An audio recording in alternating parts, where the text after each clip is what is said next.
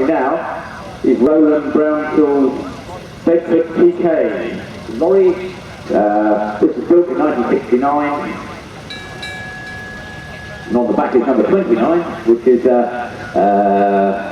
Austin van in the throes of restoration, again owned by the Hounslow family. It's an Austin Morris J4 pickup built in 1970. Quite an unusual van. We used to a lot of these about, but not sort of thing that people keep normally, therefore they don't end up in preservation. Another nice lorry in front of us now, another Bedford PK. This is John Parrish's 1970 PK. Really the workhorse of transport in Britain in the 70s, these Bedfords, very reliable. They weren't very expensive to buy comparative and other things, and they did good value for money. It's nice to see a couple of PKs there with the special air cabs on the top. Now we've got a Leyland fire engine coming in, ringing the bell furiously. We haven't got a number on this one, but there it is, D46. So this is the Cape Hill Brewery Leyland fire engine, beautifully preserved by Martin Wonnell, built in 1937, this one. As new to the Cape Hill Brewery, which is now Mitchell's and Butler's in Birmingham, and it served from 1937 till the 60s, when it went into preservation. Fantastic job in restoring that and getting it all back together. As I said, often when they decommission these fire engines, they take everything off them, so those people who are trying to restore them have to go and find all of it, polish the brass, and that's a lovely example there. Another bell ringing young lady here, another one of the Wonnell family. This is the 1943 Austin K4 turntable ladder. It is principally the purpose of this is just to carry a ladder to help people escape. This is based on the Austin K4. And it's built for the Home Office apparently, and it served Brentwood Essex and Tilbury Dock for many years. Spent 12 years in a scrapyard before being rescued and brought along in its original working condition. Another of the open top fire engines, this is Peter Bradbury's Morris commercial fire engine, built in 1939, this one. It was used at Morris Motors, Oxford, from 1939 to 1969, so that would have been full wartime service. We saw one of the Hurricanes flying over yesterday, Tiger Moth flying over yesterday, that was built at Cowley, and this fire engine is one of the many appliances that help protect the factory. So that's Peter Bradbury, very nice little open top Morris commercial, because a lot of people spend a lot of time polishing all these vehicles and then they're driving around in this dust. They're slightly dust will be there, including us. But now we've got Peter Andrews, 1961, the Land Rover forward control. The Land Rover may come with forward control units for various commercial purposes, ambulances and the like. And this one has gone into what they call the FT6 fire appliance. It was built in 1961 on the long wheelbase Series 2A Land Rover with a Carmichael conversion. I think there was more Carmichael conversions with ambulances, but so that's got all the kit on the back there, as you can see. This used to work at Ruston Diary. Those people that like cranes and commercial, the old RB22. That was the fire engine that protected that factory. Right, it's D1 now. In front of me, this is Mr. Skinner's beautiful little Dennis. Gary normally in the past was driven some fucking great American tractor, but now he's travelling in a much more today sensible fashion with this fabulous little Dennis. He bought it from Robin Grinaway. He used to do transport in the Botley area. Not much known about it otherwise. But actually superb, delightful little lorry. One of my favourites. Nice to you, Gary. Going around there now in the maroon colours. So just to keep everybody on their toes, particularly Stephanie here in the commentary box who's helping me today. We're jumping from old commercials to new ones to fire engines, and no doubt a few Phillips coming in as well. So in front of me now is the first of the Green Goddesses we've got on the field, built in 1956. This is Nick Waitstall's Green Goddess. It's a beautiful condition. Lots and lots of these were made, and they were all stored down at Steventon, ready for emergencies. They did call into use a couple of times, various emergencies, and then they sold all the buildings off to private enterprise, and they sold all the green goddesses off. So there we go, 5-litre petrol engine. They were thirsty, but splendid sight, green goddess going there. Obviously designed for military use, hence the military colours. So number 12 in front of me now. This is the Big Bedford. I call them the Big Bedford. I don't know why we always call the Big Bedford as a youngster. This is the RL, built in 1957. Quite an old lorry this, but still as good as today. They were made. This one served from 1957 to 1966 with the military. And in 66 it was in storage with the Home Office. And the 76 was loaned to Greater Manchester City Fire Service. So it's always been, it's never done a lot of work, it's always been military or emergency service, that one. So that's Peter Wastall's Big Bedford. Now I've got this enormous Scammell constructor in front of me now. This is Martin Mobbs' Scammell constructor, 6-wheel drive, huge winch inside it. It's in the process of being restored. This was built in 1952, and it was a tank transporter apparently, and it was sold to Gruns in the 1960s. Used till the 80s, and it's stood for 20 years at Holmesburg. It's still got the London blue cab on there. Number in front of me now is the B15, another lovely little lorry. It's owned by Colin Bailey, brought up to Berkhamsted. It's an Austin 301 flatbed, built in 1960. Started life with a coal lorry in Wales. The gearing would have been fitted with Saxon scales, and he's got it all back, fully restored today. Bit of Welsh coal there, look, hopefully it won't drop out on the way home. The scales and everything else. It's beautiful little exhibit. It's nice to see these lorries restored back to their original service, with all the bits and pieces on them. So we've now got the Pride of Berkshire coming rolling up in front of me. This is a Highwayman Showman tractor, built in 1962, again owned by Richard and Carol Wastall.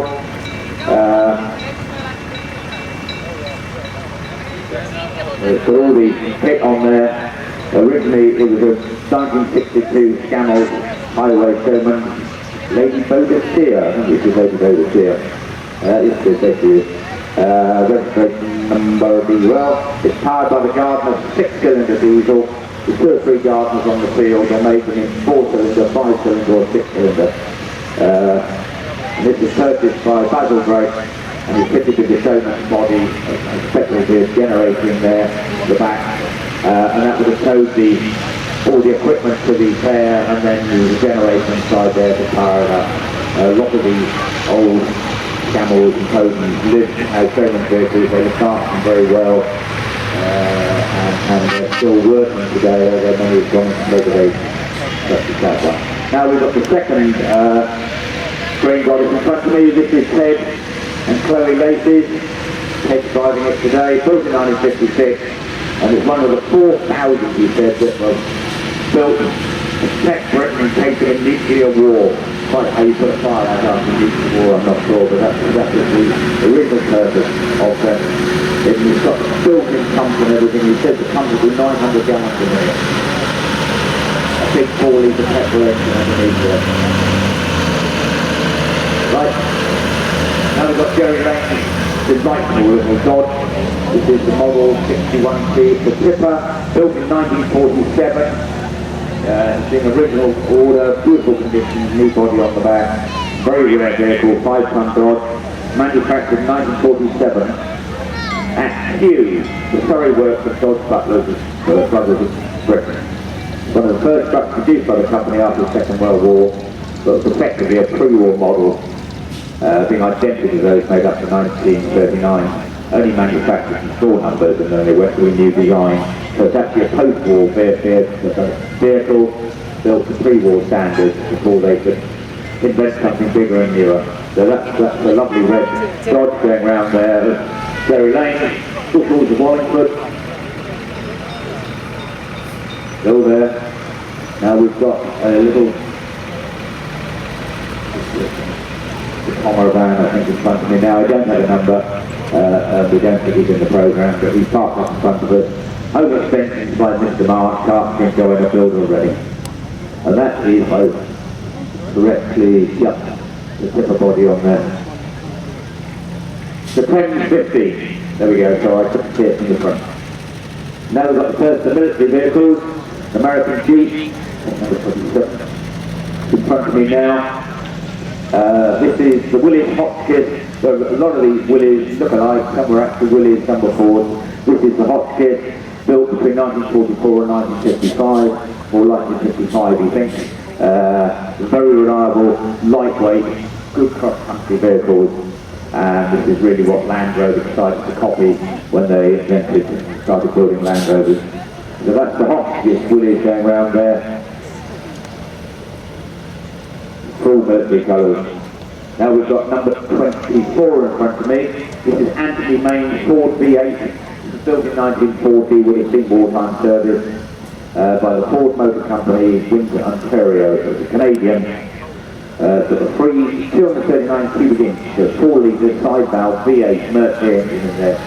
Very good. So again, a good reliable four-wheel drive vehicle. And a lot of these big survived the war and went into agricultural use. Now we've got one of the little vans in front of me now. This is a Bedford, otherwise known as a Vauxhall, but in commercial terms they're called it a Bedford. And this is the van HA110, built in 1977 and brought to us today by Dave Richardson. It's spent all its working life apparently in the stores and import down here as a painter and decorator van. 80% of the underneath is originally, so it was undersealed, it used to be in those days. Right, we have a Land Rover, the first of Land Rovers in front of me now, the orange one, in the throes of restoration. This is Richard built, Land Rover. This Land Rover is 2 88-inch regular truck cab, was built in 1958. He calls it Jacker for fairly obvious reasons, and that would have been in the standard garage towing work. You see the trailer on the back for picking up the front of the vehicles, towing them home for repair. So that would have been a typical rescue vehicle at this time. And it worked at Bower Mill Garage in Putney, London until the mid-70s. Built in 1958, that Land Rover. Now we've got the fabulous Foden S36 of Mr. and Mrs. Ayres. Mr. Ayres driving it today. This is built in 1957. It was new to Shipstone Brewer in Nottingham, clearly designed for beer haulage, which is what it's still doing today, and it's lovely to see, again, vehicles dressed up and loaded up with the original fare, and of course the barrels are empty. This Foden has got the 4-cylinder 2-stroke supercharged 130 horsepower engine, top speed of 35 to 38 miles an hour. Very reliable, very, very noisy. These and the Comma 2-stroke were very noisy, but that's nicely turned up there. Look at the shiny stars on the front, the logo for the Star Brewery. See that as it's going around.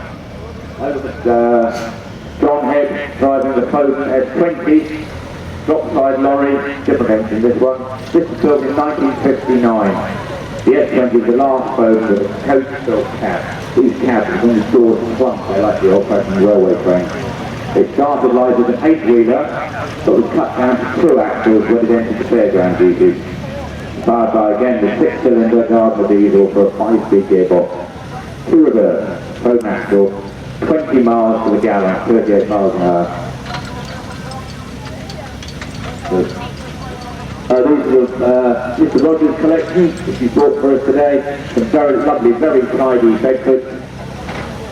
Rogers famously worked locally, lots of timber work, but that's his second Bedford, the blue one. We don't but we haven't got any details of these, but he keeps these lorries absolutely beautifully, and thank you for being along today.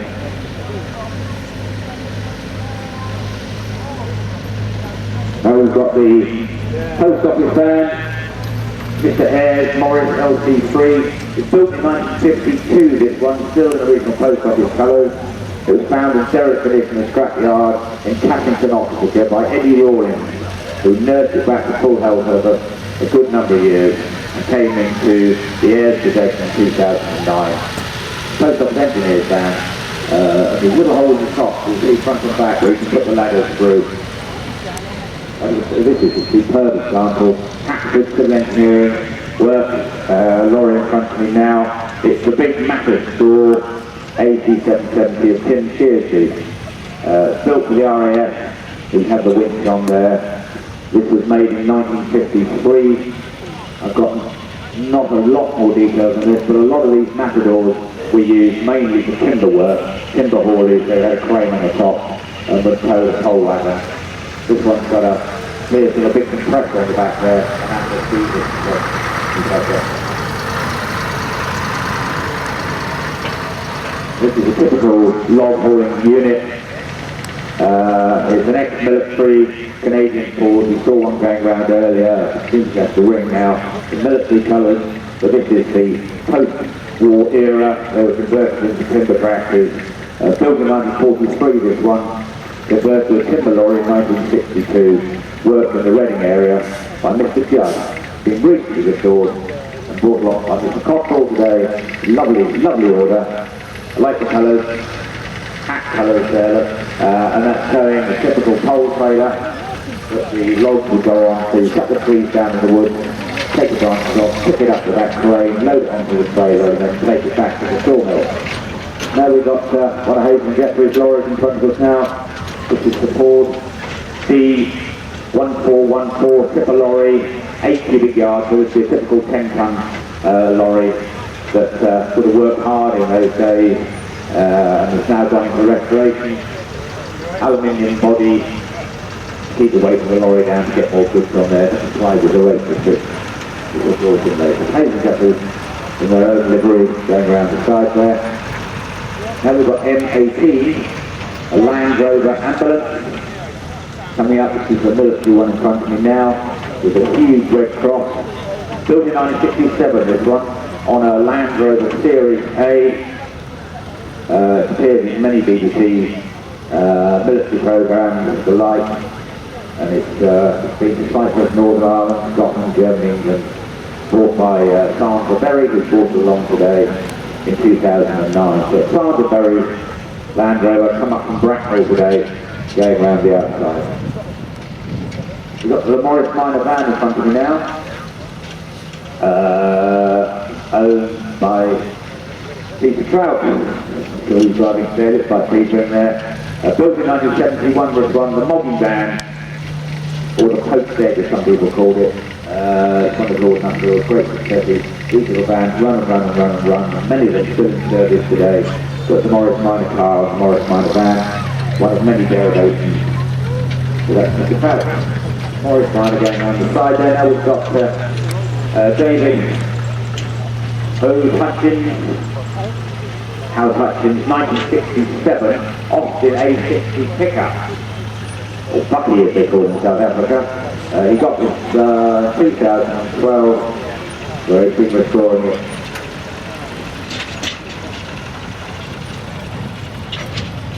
Very tidy order, whistling away quietly back down the far side of the ring, and that's only just come up to Spencer, it's not too far to go.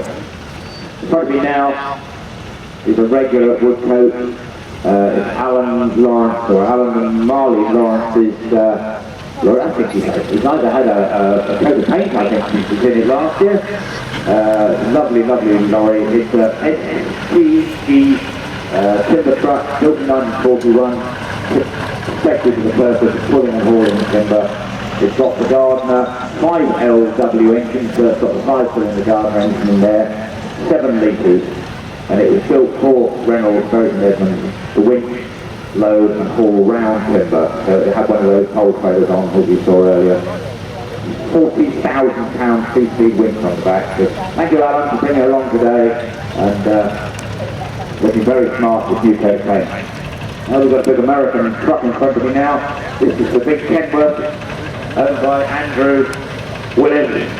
Built in 1985, a later one, this one. 14 litre, 400 horsepower, 13-speed gearbox. And it's in the original owner's livery from North Carolina. So Mr. Andrew Willis's massive great Kenworth truck. Got all the living quarters in there behind. You can stop and go camping, I suppose, couldn't you? But that's some beautiful order. And lovely to see it here. So, it was not just old lorries, we even had new lorries, although I think they call them trucks over there. And that would have had a massive trailer on the back. big V8.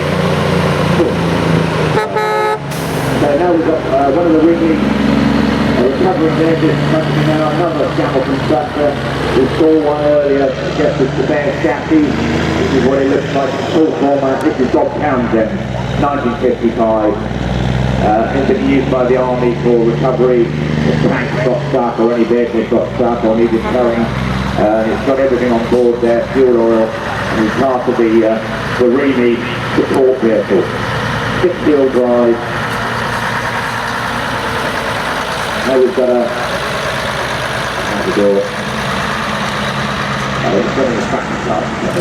this is a timber tractor. It's a Matador with a Darlington winch on it. It's got the crane kit forward at the minute.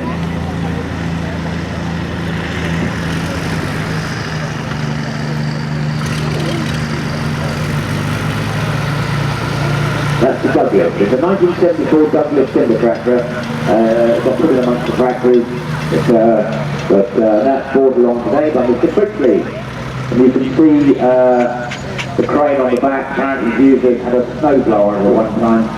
Now it's been returned to full timber livery. The crane will be swung back over its side for loading the toll trailers, and then it will tow the toll trailers back to the sawmill. But you see, we've seen 4 timber tractors here now, coming into restoration as they are. Now I've got a London bus, a Reading bus in front of me, Reading Corporation. We've got no details of this, but I assume it's owned by Tim Whale from Reading, Berkshire. Many of us travel around, went to school and everything in Reading, and this old Reading Corporation double-decker buses. Often we've had a gardener engine, I'm not sure what this has got in it. Built in 1956, I don't know how many of them they had at Reading, but there were quite a few of them. I think there's double doors on the back, there's probably a later entry. Mayne, there you go.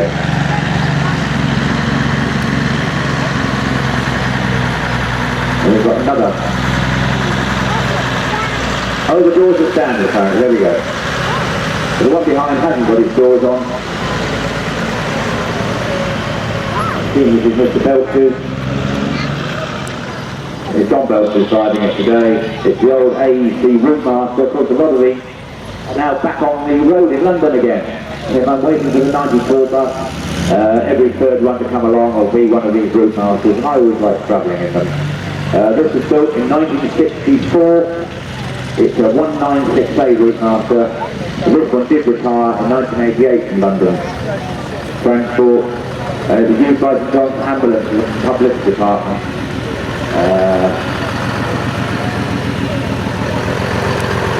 Now it goes, it's available for weddings or school proms or nostalgic days out. So if you want to hire the bus, there's a Route Master going around the field. Or if we want to travel on London, we can still go to London, where there are lots of them available.